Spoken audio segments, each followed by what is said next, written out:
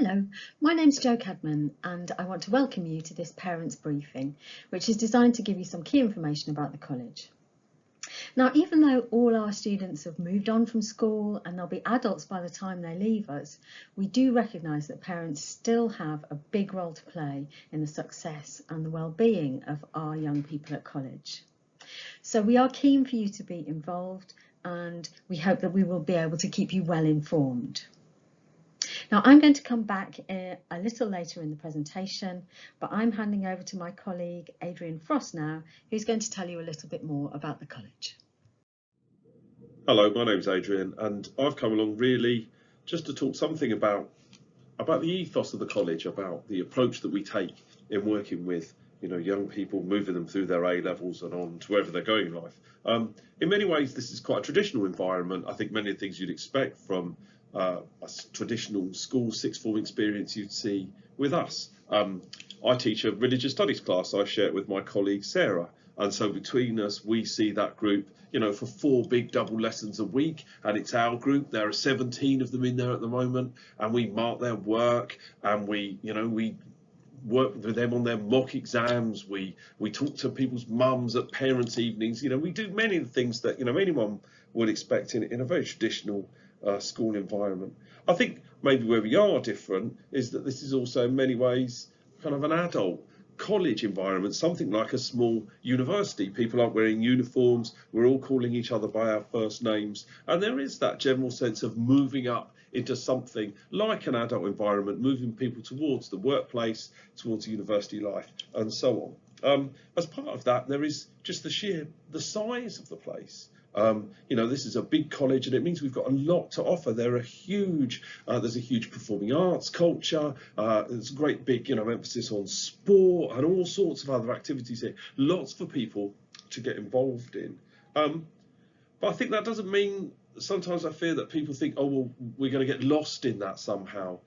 Every student that comes here will have their teacher on their psychology course, and these are people that you are going to be talking to at parents' evenings and will write the reports and so on. People who will know your psychology, will know your son and daughter really well.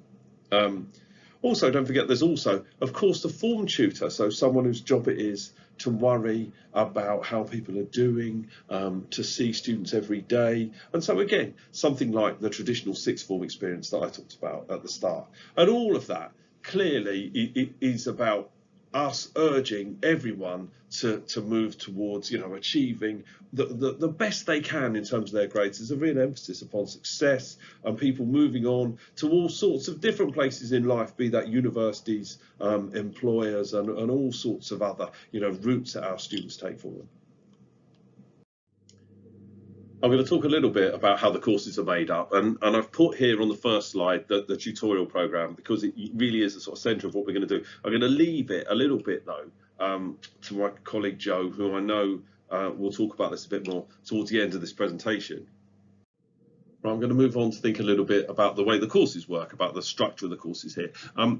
Most of the students who come to us will come to do A-level, and most of the students will do 3 A-level courses or equivalent. They might do certificates, diplomas, which for us work in many ways. An applied law or applied business course is kind of the same size and the same shape, and in many ways does the same job as an A-level would do in terms of the way we put courses together.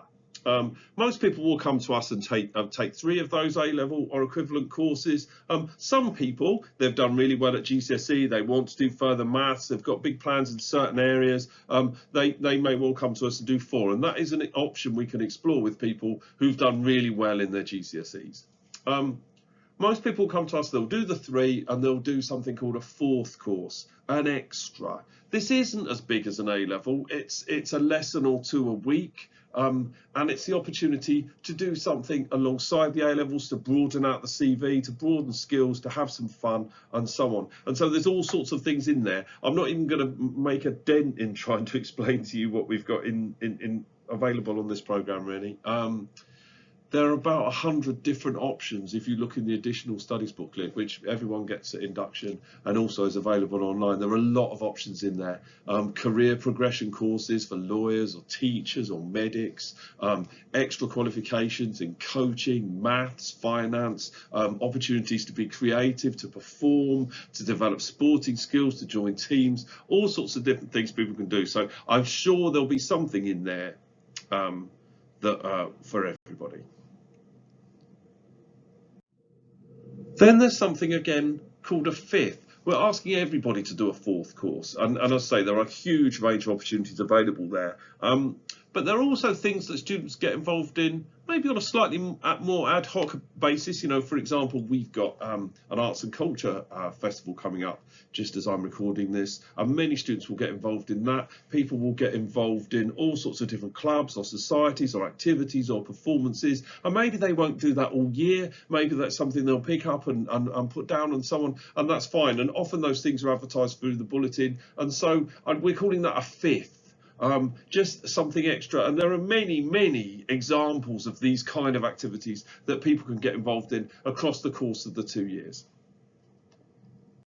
I'm just trying to show give you some sense of how the timetable works. And so here's a timetable for a particular student. This one's doing Italian and history and chemistry as A levels, but also clearly as that fourth I mentioned, has got involved in the netball squad as well, so there's some sport on there, and so it gives an example of how a week breaks down.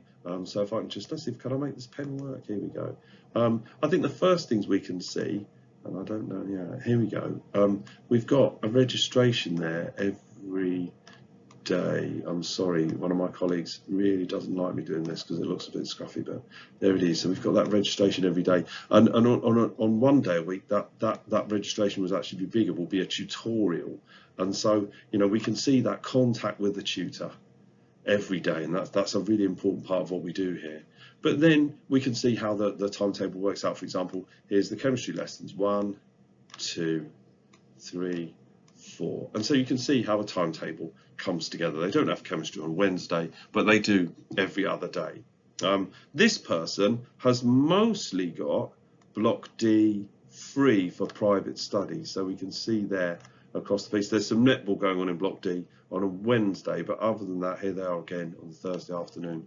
They've got block D free, and so that's kind of how a week comes together. And you can see they're busy weeks, but how students use these private study periods are really important, clearly as part of their work and how they how successful they are. And so I think we work hard with students to encourage them to use all of their time effectively.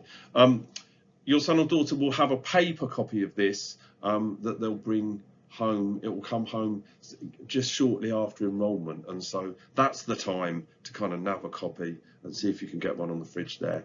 Tutors will always help with that as well if you're unsure about timetabling arrangements and so on. Tutors will always be very happy to help on that. Thanks, Adrian. Now I want to tell you a little bit about pastoral care here at college. This is something that we place a lot of importance on. Every student has a personal tutor who monitors their academic progress and their welfare. And the personal tutor will be the key person in college for your son or daughter. Ordinarily, they'll see their personal tutor every day, so they should get to know them well. In this little diagram, you can see that the person in the middle is a senior tutor, and that's the person who oversees your son or daughter's progress and welfare and who'll step in if there are any difficulties. And at the bottom is the assistant principal, and that's me, Jo Cadman, and I'm responsible for all pastoral matters at the college and for safeguarding. For any students who need a bit of extra help, we have lots available. So we have learning support provision to help with study, but also counsellors and welfare staff who can help with emotional well-being. And most of our extra help can be accessed by students in a number of ways. Students can drop in or refer themselves, as well as seeking help via their personal tutors. So what do we expect from our students? Coming to college does mark a change and a step up from school. The work's likely to be more challenging, and there's also more freedom. Your son or daughter will have free periods on their timetable. And although they'll be expected to go to all their lessons, they will be managing their own independent study time. I think independence is a key word. We know they're not there yet, but by the time they leave us, and believe me, those 2 years really will fly by, they need to be ready for higher education or the world of work. So we aim to help them become independent and take responsibility for their learning with our help. We also want them to engage and get involved to make the most of the incredible range of opportunities they'll have when they're with us. Having talked about students becoming independent, I should probably just reiterate that we don't expect them to arrive as fully fledged adults. And just as we don't expect them to develop without help from us, they'll also still need help from you. I think you'll find that contact between college and home is a little bit different than between school and home. If we have any concerns, we'll generally talk to the student first, and we'll tend to deal directly with your son or daughter, either face-to-face if they're here in college, or via email or phone if we need to contact them that way. But we will also keep you in the loop. As you can see here, there are lots of points of contact, including the traditional parents' evenings and written reports. You're also very welcome to contact us about any issues. So the personal tutor would normally be the first point of contact, but you can also get in touch with your son or daughter's senior tutor or with me. I'd also recommend that you have a look at the website. There's lots of information there about all the things that we've mentioned and more. So thank you for listening. I hope that this briefing has been useful, and I look forward to meeting you at one of our college events once your son or daughter joins us in the autumn. Thank you. Bye-bye.